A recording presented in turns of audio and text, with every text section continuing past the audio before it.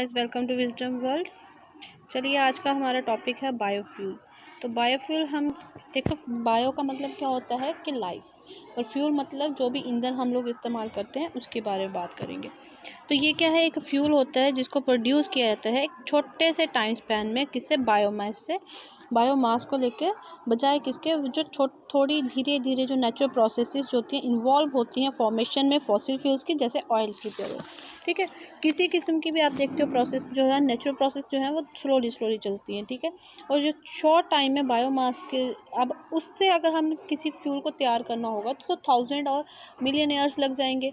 जैसे कोल है, million years लगते हैं, पेट्रोलियम है, काफ़ी ज़्यादा ईयर्स लगते हैं। ठीक है, लेकिन बायोफ्यूल को क्या है, हम शॉर्ट टाइम में हम इसको क्या करेंगे, तैयार करेंगे।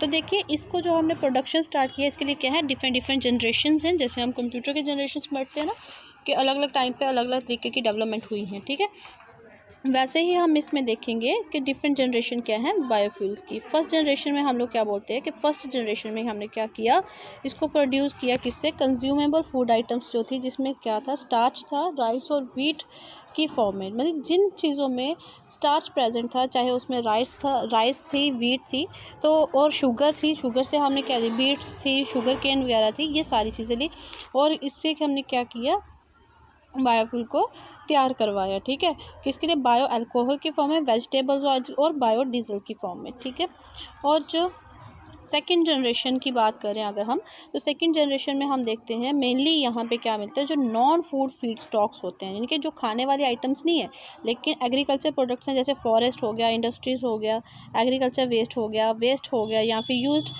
वेजिटेबल्स ऑयल हो गए, ये सारी चीज़ें हम इसमें क्या कर रहे थे, इस्तेमाल कर रहे थे। फिर देन थर्ड जनरेशन की बात करें तो थर्ड जनरेशन में हमने एल्गी का इस्तेमाल करके हमने क्या किया, एल्गी फ्यूल, जो थर्ड जनरेशन है इसको हम एल्गी फ्यूल के नाम से जानते हैं। ठीक है, क्योंकि जैसे मैंने पहले बोला कि एल्गी का इस्तेमाल करके हमने क्या किया, बायोडीजल और बायो अल्कोहल को प्रिपेयर किया। ठीक है, अब हम बात करेंगे किसकी, फोर्थ जनरेशन की।